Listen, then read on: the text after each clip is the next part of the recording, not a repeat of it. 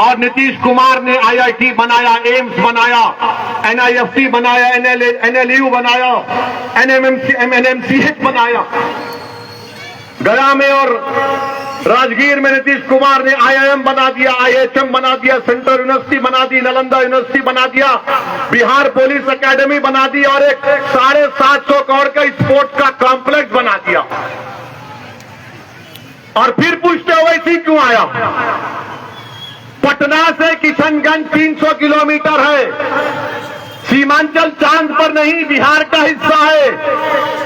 आपने 3 मर्तबा मोदी को प्रधानमंत्री बनाया, मगर मोदी का दिल अटका हुआ है अहमदाबाद में।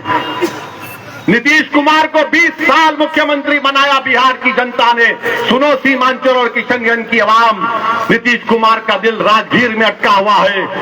तुमने लालू परिवार को 15 साल मुख्यमंत्री बनाया, फिर 2 मर्तबा तेजस्वी उप मुख्यमंत्री बन गए, मगर लालू का और परिवार का दिल सिर्फ एक ही बेटे में अटका हुआ। बताओ कहां जाएगा सीमांचल का गरीब? तुम कब तक इन लोगों को इख्तियार की कुर्सियों पर बिठाओगे जो तुम्हारी गरीबी को, तुम्हारी तकलीफ को समझने वाले नहीं हैं?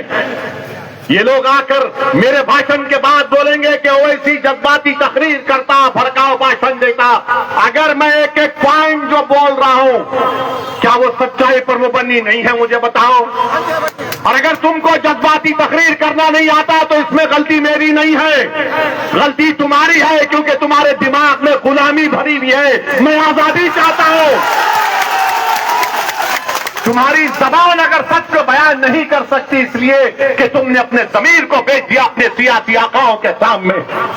अगर तुम्हारी जबान लोगों के दिलों में हरारत नहीं पैदा कर सकती तो गलती तुम्हारे दिल में है, क्योंकि तुम सच को कबूल करने को तैयार नहीं हो। और सच ये है कि सीमांचल को पसमानदा रखा गया, इसलिए रखा गया क्योंकि अगर सीमांचल का नौजवान तालीम याफ्ता हो जाएगा, किशनगंज का बच्चा रोजगार से लग जाएगा, तो जो दौलतमंद दिल्ली, मुंबई, पंजाब, हरियाणा, हैदराबाद में बैठा है, उसकी जिंदगी के आराम में खलल पड़ जाएगा। ये आपको गरीब रखना चाहते हैं ताकि हमारे बच्चे अपनी जवानी को किशनगंज और सीमांचल से दूर जाकर गुजारें। क्यों नहीं फैक्ट्री डाली जाती? क्यों नहीं फैक्ट्री बनाई जाती यहां पर? और अब यहां पर हमारे भाषण के बाद हमारे मुखालिफिन बोलेंगे, ओ तुम क्या करना चाहते हो? सुनो, हम ये चाहते हैं कि 3000 करोड़ रुपए सीमांचल को दिए जाएं। यहां पर जो टाटबंद का काम है, एम्बैंकमेंट का, नदियों का काम होना चाहिए। और आप जानते हैं कि यहां पर किशनगंज में खुद गवर्नमेंट कहती है कि किशनगंज जिला 55% किशनगंज जिला सैलाब के ज़ेर असर आ जाता है। तो टूक नदी में नदी कटाव का काम किया जा सकता है। मंजलिस 3000 करोड़ के लिए लड़ेगी। फिर यहां पर खरीदी का, प्रोक्योरमेंट का सेंटर किशनगंज और अरारिया में हम कायम करने की लड़ाई लड़ेंगे। अलीगढ़ मुस्लिम यूनिवर्सिटी का कैंपस 3 शेड में चल रहा है, हम उसकी बहाली के लिए, उसको अच्छा करने के लिए कोशिश करेंगे। और हम यहां पर 100 कम्युनिटी क्लिनिक सीमांचल में बनाएंगे, अस्पताल PHC करेंगे।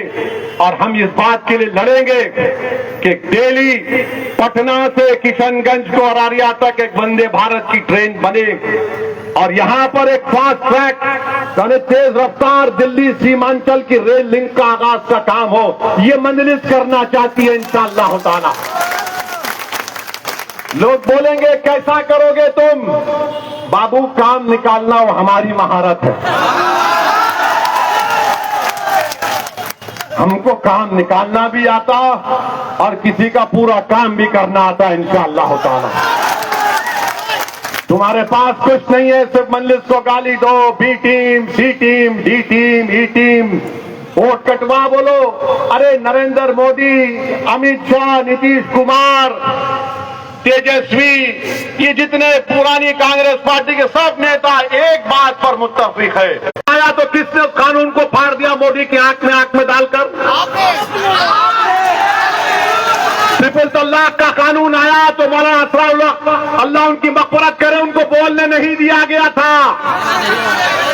मौलाना असराउल्लाह याद है आपको? यही सीमांचल का जय्यद आलिम था मौलाना असराउल्लाह कासमी। उनको पार्टी ने बोलने नहीं किया। किसने ट्रिपल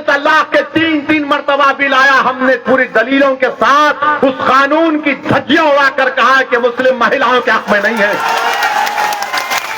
वक्फ का कानून लाया, किसने कहा कि कानून मस्जिद, दरगाह, ईदगाह और खानकाह को छीनने के लिए बनाया गया है। हम मस्जिद का सौदा नहीं कर सकते।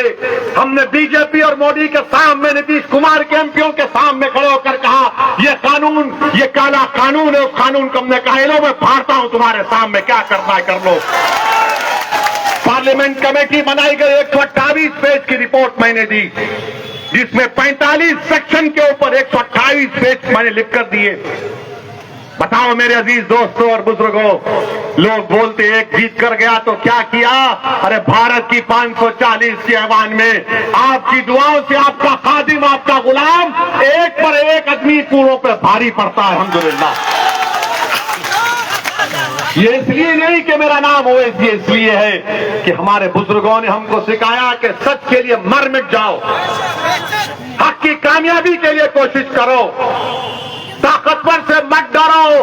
इसलिए कि ताकतवर अगर समझता है ताकतवर है तो अपने हमारे बुजुर्गों ने सिखाया कि ये सोचो कि सबसे बड़ा ताकतवर अल्लाह है।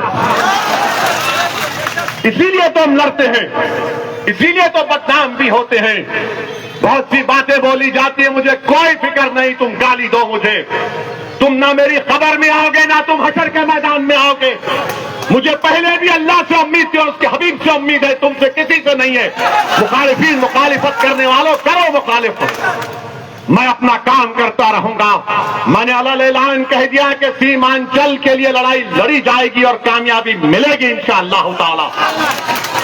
इसीलिए हम पोठिया की जनता से अपील कर रहे हैं, एक नौजवान बासलाहियत उम्मीदवार को आप कामयाब करिए।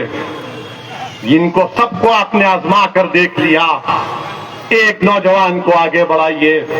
और नौजवानों, बिहार में 60% आबादी 35 साल के कम उम्र नौजवानों पर मुश्तमिल है। नौजवानों, ये तुम्हारी मुस्तकबिल की लड़ाई, ये बच्चा लड़ रहा है, नौजवान लड़ रहा है, इसका साथ दीजिए। और मैं आप तमाम को आखिर में एक बात बताकर यहां से रुखसत हो जाऊंगा। तेजस्वी यादव गठबंधन में हमने कोशिश की, नहीं हुआ, कोई परवाह नहीं, क्योंकि हमको साथ नहीं मिला, मगर हमको साथ अल्लाह का था और रहेगा इंशाअल्लाह ताला। अल्लाह हमारे लिए काफी है और रहेगा। मगर तेजस्वी ने जिससे गठबंधन किया, वीआईपी मल्ला पार्टी, उसने तेजस्वी के साथ में बैठकर कहा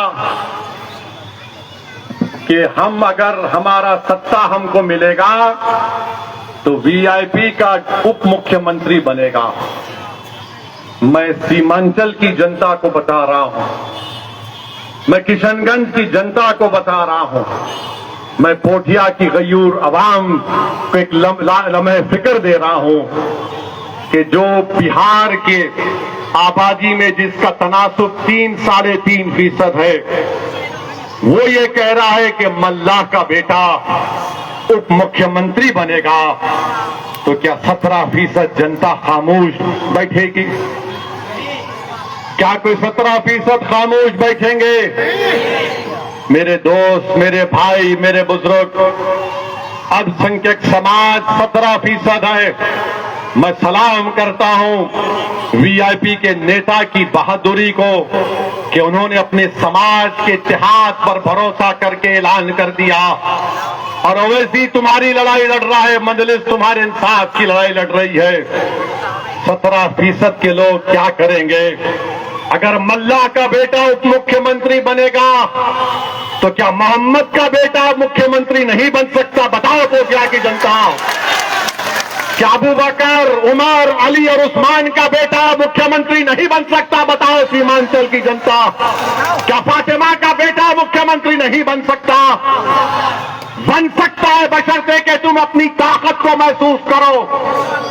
ये जालिम लोग आकर हमको डरा डरा कर दिमाग में बात डाल देते हैं, अरे नहीं होगा, नहीं होगा। मेरे भाई, जब बच्चा चलना शुरू करता है तो बड़े क्या बोलते हैं, उसको चलने दो। गिरेगा, उठेगा, फिर चलेगा, चलेगा तो दौड़ेगा, दौड़ेगा तो कामयाब होगा। तुम चलना शुरू कर दिया, अब दौड़ो, अपने लिए दौड़ो, अपने बच्चों के लिए दौड़ो। बनेगा इंशाअल्लाह ताला सीमांचल से इंसाफ उसी वक्त होगा जब सीमांचल का बच्चा पटना में हुक्मरान होगा इंशाअल्लाह ताला। सीमांचल में इंसाफ उसी वक्त होगा जब तुम्हारे मुकद्दर के फैसले सीमांचल का बच्चा पटना में बैठकर करेगा। ये मंजलिस कह रही है आपसे। तो मेरे अजीज दोस्तों और बुजुर्गों, डरने और घबराने की जरूरत नहीं है। लोग बहुत सी बातें करते हैं, मगर याद रखिए आपने सबको आजमा लिया। 11 तारीख के दिन हम आपसे अपील कर रहे हैं कि आप जब अपने घर से निकलेंगे इन तमाम बातों पर गौर करिए जो हमने आपके सामने रखा है। उन मासूम बच्चों के बारे में सोच लो।